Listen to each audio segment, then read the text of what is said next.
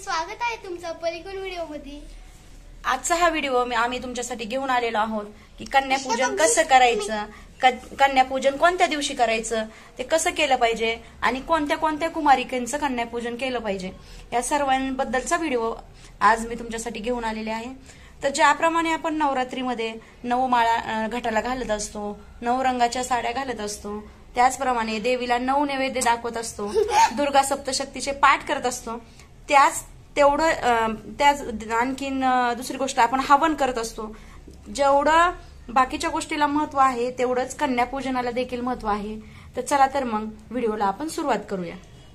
तर कन्यापूजन केल्यानं काय लाभ भेटतो आपल्याला, तर कन्यापूजन केल्यानं देवीचा आशीर्वाद आपल्याला भेटत असतो आणि ज्या कुमारिका आहेत आपण ज्यांचं पूजन करत असतो त्या रूपानेच आपल्या घरी देवी येत असते। तर मग कन्यापूजन करत असताना सुरुवातीला मी तुम्हाला सांगते की कोणत्या कोणत्या वर्षाच्या मुलींचं कन्यापूजन करायचं, म्हणजे किती वर्षाच्या मुली कन्यापूजनासाठी योग्य आहेत।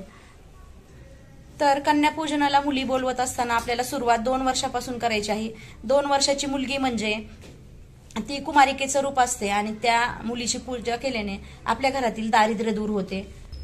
3 वर्षाच्या मुली म्हणजे त्रिमूर्तीचं रूप असते, तिचं पूजन केल्याने घरात आपल्या सुख समृद्धी लाभते। 4 वर्षाची मुलगी म्हणजे कल्याणीचं रूप असते आणि तिची पूजा केल्याने आपल्या घराचं कल्याण होत असतं। 5 वर्षाची मुलगी म्हणजे रोहिणी रूपामध्ये असतं आणि रोहिणी रूपाचं पूजन केल्याने आपल्या घरातील सर्व व्यक्ती रोगमुक्त होतात असे मानले जाते। 6 वर्षाची मुलगी कालिका रूपामध्ये असते आणि या कालिका रूपाचं पूजन केल्याने आपल्या घराचे कल्याण होते आणि घरामध्ये राजयोग येतो। 7 वर्षाची मुलगी चंडिका रूपामध्ये असते, तिचं पूजन केल्याने आपल्या घरामध्ये ऐश्वर्य प्राप्त होते। 8 वर्षाची मुलगी सांभवी रूपामध्ये असते, तिचं पूजन केल्याने घरात राजयोग येतो आणि त्याचबरोबर विजय देखील प्राप्त होतो। 9 वर्षाची मुलगी दुर्गा देवीचं रूप असतं आणि 9 वर्षाच्या मुलीचं पूजन केल्याने आपल्या घरातील शत्रूचा नाश होतो, म्हणजे आपल्या विरोधात जे काही लोक आहेत ते आपल्याबद्दल चांगला विचार करायला लागतात आणि आपले जे काही शत्रू आहेत ते नाश पावतात। 10 वर्षाच्या मुलीचं पूजन केल्याने, 10 वर्षाची मुलगी ही सुभद्रा रूपामध्ये असते, तिचं पूजन केल्याने आपल्या जे काही मनोकामना आहेत त्या सर्व मनोकामना पूर्ण होतात। त्यामुळं 2 वर्षापासून 10 वर्षापर्यंतच्या ज्या मुली आहेत त्या आपल्याला कन्यापूजनासाठी म्हणजेच कुमारिका पूजनासाठी निवडायच्या आहेत। त्यामुळं जेव्हा आपण कन्यापूजन करत असो तेव्हा आपल्याला 2 वर्षापासून 10 वर्षापर्यंतच्या मुली घ्यायच्या आहेत, म्हणजे 2 वर्षाची मुलगी, 3 वर्षाची मुलगी, 4, 5, 6, 7, 8 आणि 9 आणि 10 अशा 10 वर्षापर्यंतच्या मुली घ्यायच्या आहेत। ज्यांना की पिरियड येत नाहीत अशा मुली आपल्याला निवडायच्या आहेत। जर तुमच्याकडे समजा 2 वर्षाची मुलगी नाहीये, 3 वर्षाची नाहीये, तुम्हाला जेवढ्या वर्षाच्या मुली अवेलेबल होतील 2 वर्षापासून 10 वर्षाच्या त्यांचं पूजन केलं तरी चालेल। जर तुम्हाला क्रमाक्रमाने 2 वर्षापासून 10 वर्षापर्यंतच्या भेटल्या तर अतिउत्तम, जर नाही भेटल्या तरी काही हरकत नाही। तुमच्या बिल्डिंगमध्ये किंवा तुमच्या आजूबाजूला ज्या काही कुमारिका आहेत, 2 म्हणा, 4 म्हणा, 7, 9, 11 जेवढ्या असतील तेवढ्या कुमारिकेचं देखील तुम्ही पूजन करू शकता। आता मी तुम्हाला प्रत्यक्ष कुमारिकेचे पूजन योग्य पद्धतीनं कसं केलं जातं त्याचा व्हिडिओ मी आता तुम्हाला पुढे दाखवणार आहे। चला तर मग आपण प्रत्यक्ष कन्यापूजनचा व्हिडिओ करूया। सुरुवातीला तुम्हाला ज्या मुली आहेत, जेवढ्या काही मुली आहेत तेवढ्या मुलींचं घरात आल्यानंतर पाय धुवून घ्यायचे आहेत स्वच्छ असे। तुम्ही फक्त पाण्याने पाय धुवून घेऊ शकता किंवा पंचामृताने किंवा दुधाने धुतलं तरी अतिउत्तम। त्यानंतर तुम्हाला तुमचा पदर घ्यायचा आहे आणि पदराने व्यवस्थित असे त्या मुलींचे पाय पुसून घ्यायचे आहेत। दुसऱ्या कपड्याचा वापर करायचा नाही, का तर ते आपल्या घरात देवीच्या रूपाने आलेले असतात, त्यामुळे आपल्याला पदरानेच पाय पुसून घ्यायचे आहेत। त्यानंतर हे जे पाणी आहे ते तुम्ही तुळस सोडून कुठल्याही झाडाला टाकू शकता। त्यानंतर तुम्हाला ज्या काही कुमारिका आहेत त्यांच्या पायावर व्यवस्थित असं स्वास्तिक काढून घ्यायचं आहे।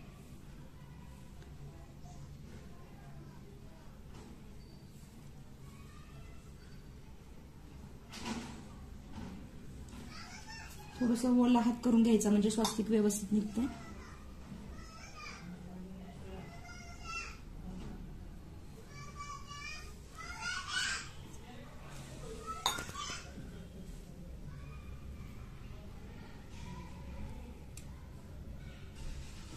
कारण ज्या काही आपल्या घरात मुली आलेल्या असतात त्या देवीच्या रूपात आलेल्या असतात, त्यामुळे व्यवस्थित स्वास्तिक काढून घ्यायचं. त्यानंतर त्या कुमारिकेचं, जेवढ्या काही कुमारिका आलेल्या आहेत 7, 5, त्यांचं व्यवस्थित हळदी कुंकू लावून आपल्याला औक्षण करून घ्यायचं आहे. हळदी कुंकू लावल्यानंतर आपल्याला काय करायचं आहे, त्यानंतर व्यवस्थित असं औक्षण करून घ्यायचं आहे. व्हिडिओ स्टॉप करतो.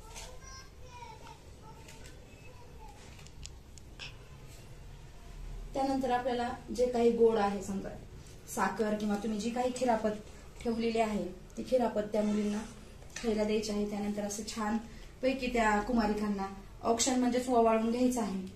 त्यानंतर आपल्याला काय करायचं आहे, तर ही एकाच कुमारिकेची मी पूजा तुम्हाला दाखवते, त्याच्यामुळे ही मोठी चुनरी घेतलेली आहे मी. पण तुम्ही जेव्हा 7, 5, 9 कुमारिकेचं पूजन कर, त्यानंतर तुम्हाला ज्या काही कुमारिका आहेत त्यांच्या पायावर व्यवस्थित असं स्वास्तिक काढून घ्यायचं आहे.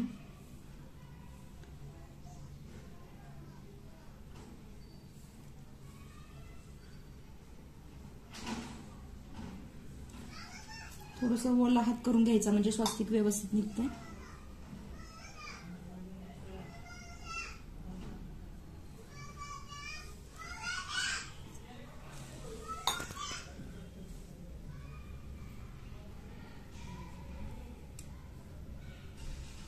कारण ज्या काही आपल्या घरात मुली आलेल्या असतात त्या देवीच्या रूपात आलेल्या असतात, त्यामुळे व्यवस्थित स्वास्तिक काढून घ्यायचं. त्यानंतर त्या कुमारिकेचं, जेवढ्या काही कुमारिका आलेल्या आहेत 7, 5, त्यांचं व्यवस्थित हळदी कुंकू लावून आपल्याला औक्षण करून घ्यायचं आहे. हळदी कुंकू लावल्यानंतर आपल्याला काय करायचं आहे, त्यानंतर व्यवस्थित असं औक्षण करून घ्यायचं आहे. व्हिडिओ स्टॉप करतो.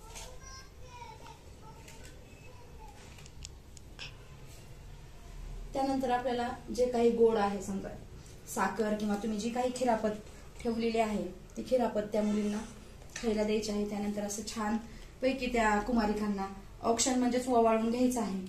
त्यानंतर आपल्याला काय करायचं आहे, तर ही एकाच कुमारिकेची मी पूजा तुम्हाला दाखवते, त्याच्यामुळे ही मोठी चुनरी घेतलेली आहे मी. पण तुम्ही जेव्हा 7, 5, 9 कुमारिकेचं पूजन करता तेव्हा छोट्या साईज व्यवस्थित अशी तुम्हाला चुनरी घालायची आहे. कारण देवी मातेला चुनरी खूप प्रिय असते. फक्त तुम्हाला त्या मुलींना छान छान असं गिफ्ट द्यायचं आहे. सुरुवातीला त्या मुलीची अशी छानपैकी ओटी भरून घ्यायची. तर ओटीमध्ये काय, तर तुम्हाला 1 रुपया आणि हे जे नारळ आहे, मी तुम्हाला म्हटलं होतं की व्हिडिओमध्ये एक अशी वस्तू आपल्याला जी आहे ती कुमारिकांना द्यायची, त्याने आपल्या घरात सुख शांती समृद्धी येते, चांगलं आरोग्य लागतं. तर त्या कुमारिकाला, ज्या 7 कुमारिका आहेत किंवा 5 आहेत, जेवढ्या कुमारिका आहेत त्यांना तुम्हाला 1 रुपया आणि नारळ द्यायचं आहे. नारळ देताना आधी हातावर व्यवस्थित असा रुमाल ठेवायचा आणि त्याच्यानंतरच तुम्हाला हे 1 रुपया आणि नारळ द्यायचं आहे. आणि त्यानंतर तुम्ही मुलींना काहीही गिफ्ट देऊ शकता. कारण छोट्या छोट्या मुली असतात, छोटं छोटं जरी गिफ्ट दिलं तरी त्या खूप खुश होतात. तर याच्यामध्ये बघा मी ब्रेसलेट, हेअर बँड, अंगठी, तसंच क्रेयॉन्स, कलर वगैरे असं गिफ्ट दिलेलं आहे. आपण हे गिफ्ट का द्यायचं, तर आपण हे प्रत्यक्ष देवी मातेलाच गिफ्ट देतोय असं असतं. आणि आलेल्या आपल्या कुमारिका घरात त्या खुश होतात, त्यांनाही छान वाटतं, त्यामुळे हे गिफ्ट द्यायचं असतं. गिफ्ट मात्र तुमच्या यथाशक्तीनं मोठं छोटं कसंही द्या, जसं देता येईल तसं द्या. असं नाही की एवढे सगळे वस्तू द्यायच्यात असं पण काही नाहीये. तुम्ही 1 गिफ्ट दिलं तरी अतिउत्तम. अशा प्रकारे तुम्हाला आता कन्यापूजन करायचं आहे.